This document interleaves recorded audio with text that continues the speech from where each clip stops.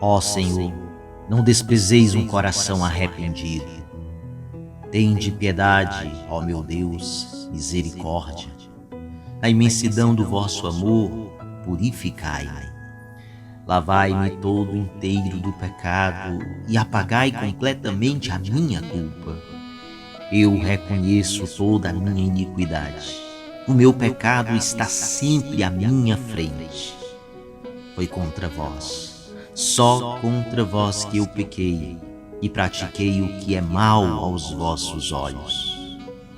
Pois não são de vosso agrado os sacrifícios, e se oferta um holocausto, o rejeitais. Meu sacrifício é minha alma penitente. Não desprezeis um coração arrependido. Ó Senhor, não desprezeis um coração arrependido. O jejum que agrada a Deus é o que quebra as amarras da alma que alimentam o orgulho e a soberba.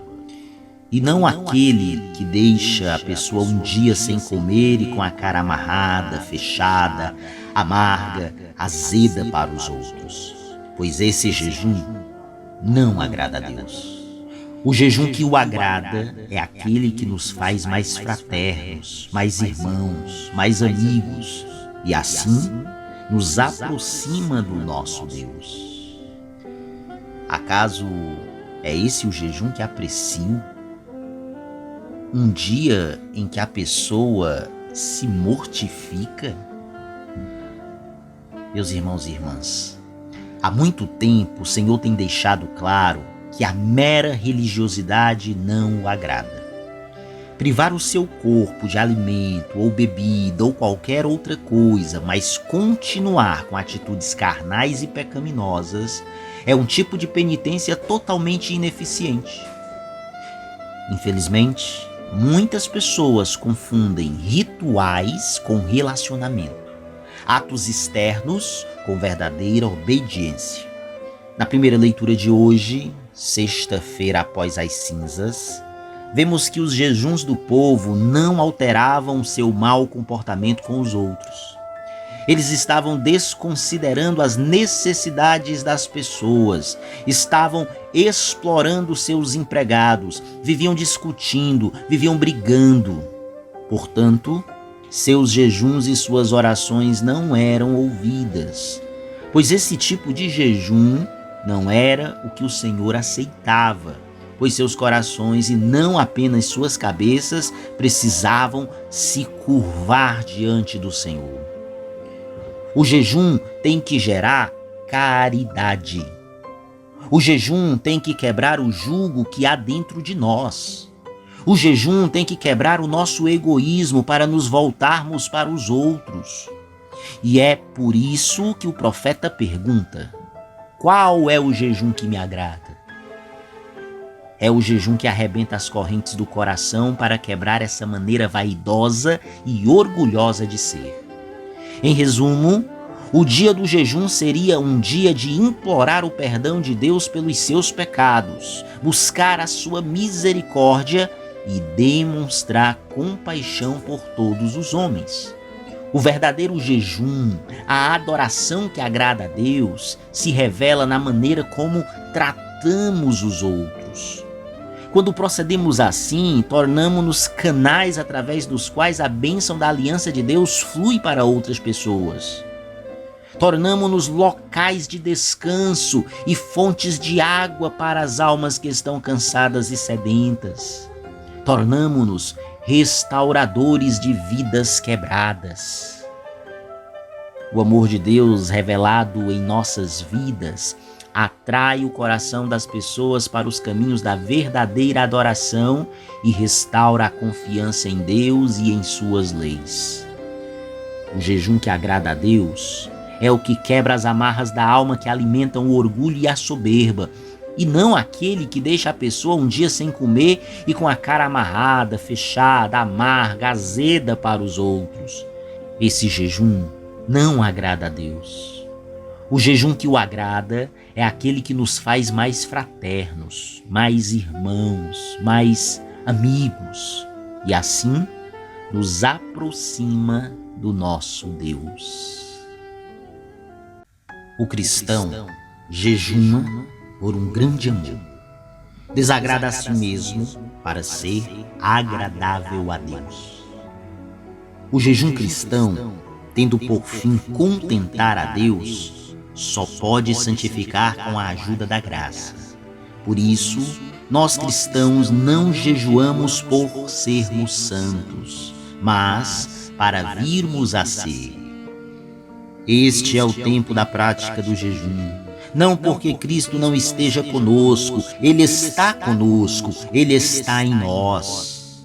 Mas porque somos fracos e muitas vezes escravos de nossos próprios caprichos, e porque a graça, encontrando-nos cheios no estômago, nem sempre acha espaço para Deus em nossos corações. Dias virão em que o esposo lhe será tirado, e então jejuarão. No Evangelho de hoje, devemos compreender que Jesus não condenou o jejum, pois ele mesmo jejuou. Mas ele ensinou que o jejum era uma escolha pessoal. No Antigo Testamento, as pessoas jejuavam por motivos de luto, de arrependimento, ou então por uma grande necessidade. Os seguidores de Jesus não passavam por nenhuma dessas situações. A simples presença do Mestre era motivo de plena alegria. Mateus, por exemplo, ao começar a seguir Jesus, ofereceu um banquete. Zaqueu fez a mesma coisa. Ao compreenderem quem Jesus é, se arrependem espontaneamente. Embora tenham deixado tudo para seguir Jesus, seus discípulos descobriram que não lhes faltava coisa alguma. Não havia necessidade para os discípulos jejuarem. Mas depois daqueles dias, os cristãos jejuaram. E jejuaram em momentos de consagração, em momentos de dedicação ao serviço de Deus. E hoje ainda sacrificamos refeições como uma forma de expressarmos o nosso anseio por Deus e suas obras.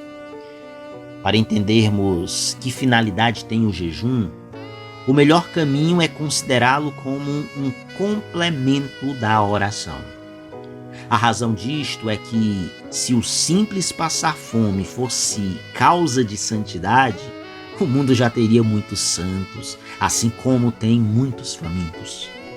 Mas não é a fome sozinha que santifica, senão o motivo e o amor com que se passa fome.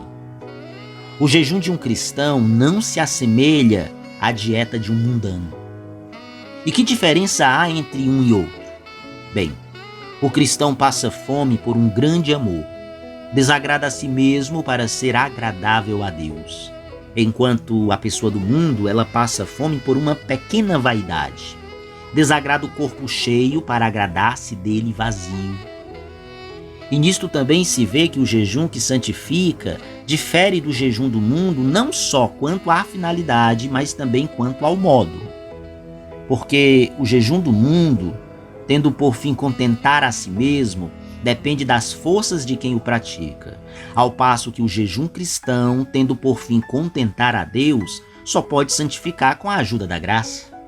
Por isso nós cristãos não jejuamos por sermos santos, mas para virmos a ser. E como só Deus nos pode tornar santos, jejuamos para rezar melhor. Assim, o jejum está em função da oração e é da oração que recebe todo o seu efeito. No Evangelho de hoje, Jesus justificou que os seus discípulos não estavam em jejum porque ele próprio estava presente e isso era motivo de festa. A festa não combina com o jejum. Chegaria o dia em que Jesus não estaria mais com eles e aí sim eles jejuariam. Hoje é o dia. Este é o tempo da prática do jejum. Não porque Cristo não esteja conosco, Ele está conosco, Ele está em nós, mas porque somos fracos e muitas vezes escravos de nossos próprios caprichos e porque a graça, encontrando-nos cheios no estômago, nem sempre acha espaço para Deus em nossos corações. Queira Deus que o nosso jejum quaresmal intimamente unido a uma vida de oração simples e humilde, nos dê por sua graça frutos bons e duradouros de santidade, a fim de que ele amenize o sofrimento nosso e de outras pessoas.